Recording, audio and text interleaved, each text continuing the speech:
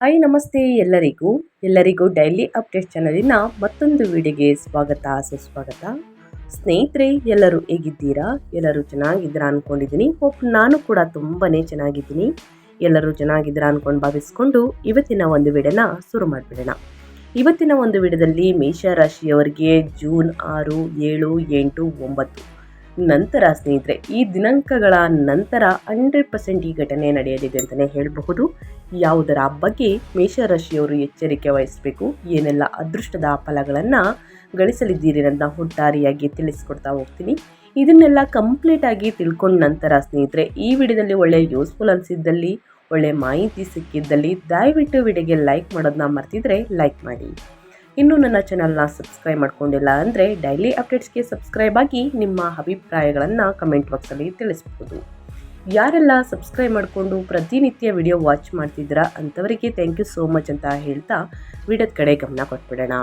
ಹೌದು, ಈ ಜೂನ್ ತಿಂಗಳಲ್ಲಿ ಮೇಷರಾಶಿಯವರ ಮೇಲೆ ಗ್ರಹಗಳ ಪ್ರಭಾವ ಹೇಗಿರಲಿದೆ, ನಿಮ್ಮ ಕುಟುಂಬ, ಉದ್ಯೋಗ, ವ್ಯಾಪಾರ, ಆರೋಗ್ಯದಲ್ಲಿ ಏನೆಲ್ಲ ಬದಲಾವಣೆಗಳು ಆಗಲಿದೆ, ಯಾವುದರ ಬಗ್ಗೆ ಮುನ್ನೆಚ್ಚರಿಕೆಗಳನ್ನು ತೆಗೆದುಕೊಳ್ಬೇಕು ಅಂತ ಕಂಪ್ಲೀಟಾಗಿ ತಿಳಿಸ್ಕೊಡ್ತೀನಿ.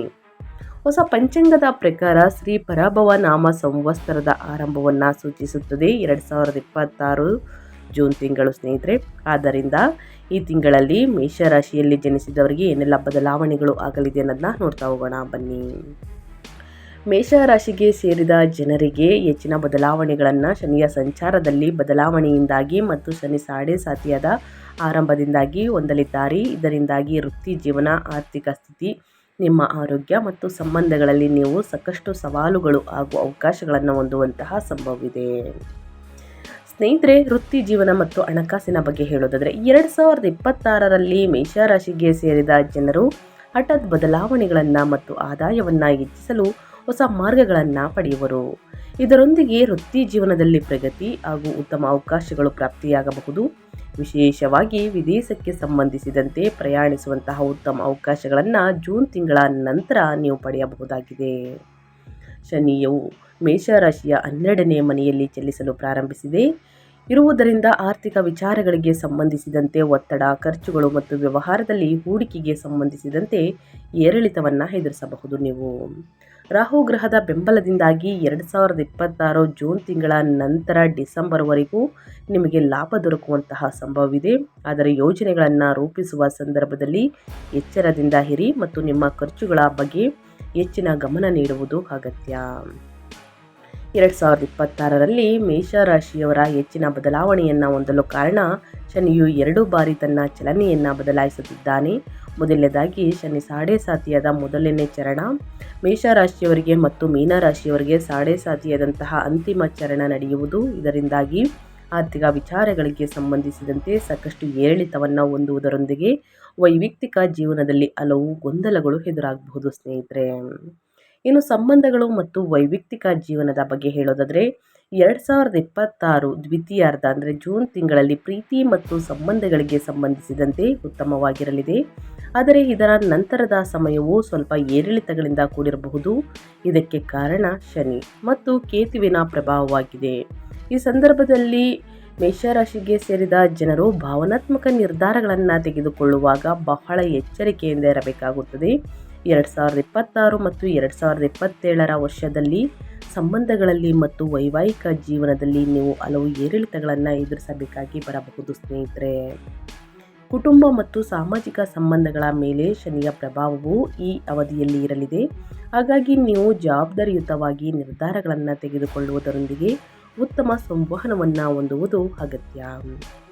ಇನ್ನು ನಿಮ್ಮ ಆರೋಗ್ಯ ಮತ್ತು ಆಧ್ಯಾತ್ಮಿಕತೆ ಬಗ್ಗೆ ಹೇಳೋದಾದರೆ ಆರೋಗ್ಯಕ್ಕೆ ಸಂಬಂಧಿಸಿದಂತೆ ಮೇಷರಾಶಿಗೆ ಸೇರಿದ ಜನರು 2026ರಲ್ಲಿ ಸ್ಥಿರತೆಯನ್ನು ಹೊಂದಬಹುದು. ಆದರೆ ಮುಂದಿನ ಕೆಲವು ವರ್ಷಗಳಲ್ಲಿ ಶನಿ ಸಾಡೆ ಸಾತಿಯ ಮತ್ತು ಶನಿ ಪ್ರಭಾವದಿಂದಾಗಿ ತಲೆನೋವು, ಸುಸ್ತು ಇತ್ಯಾದಿ ಆರೋಗ್ಯ ಸಮಸ್ಯೆಗಳು ಎದುರಾಗಬಹುದು. ಆಧ್ಯಾತ್ಮಿಕ ವಿಚಾರಗಳಿಗೆ ಸಂಬಂಧಿಸಿದಂತೆ ಈ ಅವಧಿಯಲ್ಲಿ ನೀವು ಹೆಚ್ಚಿನ ಆಸಕ್ತಿಯನ್ನು ಹೊಂದಬಹುದು. ಜೊತೆಗೆ ಈ ಅವಧಿಯಲ್ಲಿ ಪ್ರತಿನಿತ್ಯ ದೇವರ ಧ್ಯಾನವನ್ನು ಮಾಡುವ ಮೂಲಕ ಹಾಗೂ ಹನುಮಾನ್ ಚಾಲಿಸ ಮತ್ತು ಬಜರಂಗ ಬಾಣವನ್ನು ಪಠಿಸುವ ಬಗ್ಗೆ ಹೆಚ್ಚಿನ ಗಮನವನ್ನು ನೀಡುವುದು ಒಳ್ಳೆಯದು. ಈ ಅವಧಿಯಲ್ಲಿ ಮೇಷರಾಶಿಗೆ ಸೇರಿದ ಜನರು ದಾನ ಧರ್ಮ ಇತ್ಯಾದಿಗಳಿಗೆ ಉತ್ತಮ ಕೆಲಸಗಳನ್ನು ಸ್ನೇಹಿತರೆ ಮಾಡುವುದರಿಂದ ಶನಿಯ ಅಶುಭ ಪ್ರಭಾವವನ್ನು ಸ್ವಲ್ಪ ಮಟ್ಟಿಗೆ ಕಡಿಮೆ ಮಾಡಬಹುದಾಗಿದೆ. ಮೇಷರಾಶಿಯವರಿಗೆ ಪ್ರಮುಖ ಸಲಹೆಗಳನ್ನು ತಿಳಿಸ್ಕೊಡ್ತೀನಿ. ಮೀನರಾಶಿಯಲ್ಲಿ ಶನಿಯ ಸಂಚಾರದ ಆರಂಭವು 2026ರಿಂದ ಸ್ನೇಹಿತರೆ ಶನಿ ಸಾಡೆ ಸಾತಿಯಾದ ಪ್ರಾರಂಭವನ್ನು ಸೂಚಿಸುತ್ತದೆ.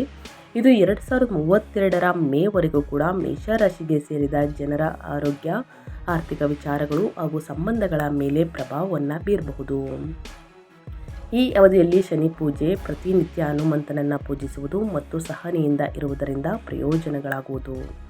ಈ ಸಂದರ್ಭದಲ್ಲಿ ಅಂದರೆ ಜನವರಿ ಪ್ರಾರಂಭದಿಂದಲೂ ಕೂಡ ಸ್ನೇಹಿತರೆ ಜೂನ್ವರೆಗೂ ಈ ಅವಧಿಯು ನೀವು ಹೊಸ ಯೋಜನೆಗಳನ್ನು ಪ್ರಾರಂಭಿಸಲು ಅಥವಾ ಹೂಡಿಕೆ ಮತ್ತು ಆಧ್ಯಾತ್ಮಿಕ ವಿಚಾರಗಳಿಗೆ ಸಾಕಷ್ಟು ಶುಭವಾದ ಸಮಯವಾಗಿರಲಿದೆ. ಸೊ ಹಾಗಾಗಿ ಜೂನ್ ಮುಗಿಯೋಷ್ಟರಲ್ಲಿ ಸ್ನೇಹಿತರೆ ಒಂದು ಒಳ್ಳೆಯ ಕಾರ್ಯಗಳನ್ನು, ಶುಭ ಕಾರ್ಯಗಳನ್ನು ಅಥವಾ ವ್ಯಾಪಾರ ವ್ಯವಹಾರದಲ್ಲಿ ಹೊಸದಾಗಿ ಏನಾದರೂ ಮಾಡಬೇಕು ಅಂದರೆ ಖಂಡಿತವಾಗಿಯೂ ಮಾಡಿ, ನಿಮ್ಮ ಸಮಸ್ಯೆಗಳೆಲ್ಲವೂ ಕೂಡ ನಿವಾರಣೆಯಾಗಲಿದೆ. ಇನ್ನು ಪರಿಹಾರದ ರೂಪದಲ್ಲಿ ಏನೆಲ್ಲ ಮಾಡಬೇಕು ಮೇಷರಾಶಿಯವರು ಅದನ್ನು ನೋಡ್ತಾ ಹೋಗೋಣ. ಆದಾಯವನ್ನು ಸುಧಾರಿಸಲು ನೀವು ಮಾಡಬೇಕಾದಂತಹ ಸರಳ ಉಪಾಯವೇನೆಂದರೆ ವೆಂಕಟೇಶ್ವರ ಸ್ವಾಮಿಯನ್ನು ಪೂಜಿಸುವುದು. ಹತ್ತಿರದಲ್ಲಿ ವೆಂಕಟೇಶ್ವರ ಸ್ವಾಮಿಯ ದೇವಾಲಯವಿಲ್ಲದಿದ್ದರೆ ಇದನ್ನು ನಿಮ್ಮ ಮನೆಯಲ್ಲೂ ಕೂಡ ಮಾಡಬಹುದು. ಸಾಧ್ಯವಾದಾಗಲೆಲ್ಲ ಹಸುಗಳಿಗೆ ನೆಲಗಡಲೆ ಅಥವಾ ಕಡಲೆಬೇಳೆಯನ್ನು ದಾನ ಮಾಡಿ ಸ್ನೇಹಿತರೆ. ದೇವಾಲಯ ಮತ್ತು ಪುರೋಹಿತರಿಗೆ ಹಳದಿ ಬಣ್ಣದ ಬಟ್ಟೆಯನ್ನು ದಾನ ಮಾಡುವುದು ಸಹ ಪ್ರಯೋಜನಕಾರಿಯಾಗುವುದು. ದೇವಾಲಯಗಳಲ್ಲಿ ದೀಪಗಳನ್ನು ಬೆಳಗಿಸಿ ನೀವು ಎಣ್ಣೆಯನ್ನು ದಾನ ಮಾಡುವುದು ದೀಪಾರಾಧನೆ ದೀರ್ಘಾವಧಿಯಲ್ಲಿ ನಿಮ್ಮ ಗಳಿಕೆಯನ್ನು ಹೆಚ್ಚಿಸುತ್ತದೆ. ಈ ಪರಿಹಾರವನ್ನು ಮಾಡುವುದರಿಂದ ಮದುವೆಯ ವಿಚಾರದಲ್ಲಿ ತುಂಬ ಜಾಗರೂಕರಾಗಿರಿ ಮತ್ತು ವಿವಿಧ ಮೂಲಗಳಿಂದ ಜಾತಕವನ್ನು ಪರಿಶೀಲಿಸಿ. ಮಂಗಳವಾರದಂದು ದುರ್ಗಾದೇವಿ ಮತ್ತು ಹನುಮಂತನನ್ನು ಪೂಜಿಸಿ. ಧರಿಸಬೇಕಾದಂತಹ ರುದ್ರಾಕ್ಷ ತ್ರಿಮುಖಿ ರುದ್ರಾಕ್ಷಿಯನ್ನು ಧರಿಸಿ, ಅದೃಷ್ಟದ ರತ್ನ ಸ್ನೇಹಿತರೆ. ಇನ್ನು ಹವಳ ಮಂಗಳವಾರ ಇದನ್ನು ಧರಿಸಿ ಸುಬ್ರಹ್ಮಣ್ಯ ಸ್ವಾಮಿಯನ್ನು ಪೂಜಿಸಿ. ಆದಷ್ಟು ಬಡವರಿಗೆ, ನಿರ್ಗತಿಕರಿಗೆ ನಿಮ್ಮ ಕೈಯಲ್ಲಾದಷ್ಟು ಹಣ ಸಹಾಯವನ್ನು ಮಾಡುವುದು, ಅನ್ನದಾನ ಮಾಡುವುದು, ವಸ್ತ್ರದಾನವನ್ನು ಮಾಡುವುದರಿಂದ ನಿಮ್ಮ ಜೀವನದಲ್ಲಿರುವಂತಹ ಸಮಸ್ಯೆಗಳು ಏನೇ ಇರಲಿ ಸ್ನೇಹಿತರೆ, ಅದು ವ್ಯಾಪಾರದಲ್ಲಾಗ್ಬೋದು, ವ್ಯವಹಾರದಲ್ಲಾಗ್ಬೋದು, ನಿಮ್ಮ ಆರೋಗ್ಯದಲ್ಲಾಗ್ಬೋದು, ಏನೇ ಸಮಸ್ಯೆಗಳಿದ್ರೂ ಕೂಡ ಅವೆಲ್ಲವೂ ನಿವಾರಣೆಯಾಗಲಿದೆ. ಸೊ ಹಾಗಾಗಿ ಈ ಸಣ್ಣ ಪುಟ್ಟ ಪರಿಹಾರವನ್ನು ಮೇಷರಾಶಿಯವರು ಮಾಡಿ ಅಂತ ಹೇಳ್ತಾ ನಾನು ವಿಡಿಯೋವನ್ನು ಎಂಡ್ ಮಾಡ್ತಾ ಇದ್ದೀನಿ. ಇವತ್ತಿನ ಒಂದು ವಿಡಿಯೋದಲ್ಲಿ ಸಂಪೂರ್ಣ ಮಾಹಿತಿ ಸಿಕ್ಕಿದ್ದಲ್ಲಿ, ಈ ವಿಡಿಯೋ ಯೂಸ್ಫುಲ್ ಅನಿಸಿದ್ದಲ್ಲಿ ದಯವಿಟ್ಟು ವಿಡಿಯೋಗೆ ಲೈಕ್ ಮಾಡೋದನ್ನ ಮರ್ತಿದ್ರೆ ಲೈಕ್ ಮಾಡಿ. ಇನ್ನೂ ನನ್ನ ಚಾನಲ್ನ ಸಬ್ಸ್ಕ್ರೈಬ್ ಮಾಡ್ಕೊಂಡಿಲ್ಲ ಅಂದರೆ ಡೈಲಿ ಅಪ್ಡೇಟ್ಗೆ ಸಬ್ಸ್ಕ್ರೈಬ್ ಆಗಿ. ಇದೇ ರೀತಿ ಪ್ರತಿನಿತ್ಯ ನಿಮ್ಮ ರಾಶಿ ಭವಿಷ್ಯವನ್ನು ತಿಳಿಸ್ಕೊಡ್ತಾ ಹೋಗ್ತೀನಿ. ಯಾರೆಲ್ಲ ಸಬ್ಸ್ಕ್ರೈಬ್ ಮಾಡ್ಕೊಂಡಿದ್ದೀರಾ ಅವರಿಗೆ ಮತ್ತೊಮ್ಮೆ ಥ್ಯಾಂಕ್ ಯು ಸೋ ಮಚ್ ಅಂತ ಹೇಳ್ತಾ ಮತ್ತೊಂದು ವಿಡಿಯೋ ಜೊತೆ ಮತ್ತೊಂದು ಹೊಸ ಭವಿಷ್ಯದಲ್ಲಿ, ಹೊಸ ರಾಶಿ ಭವಿಷ್ಯದಲ್ಲಿ ಸಿಗ್ತೀನಿ.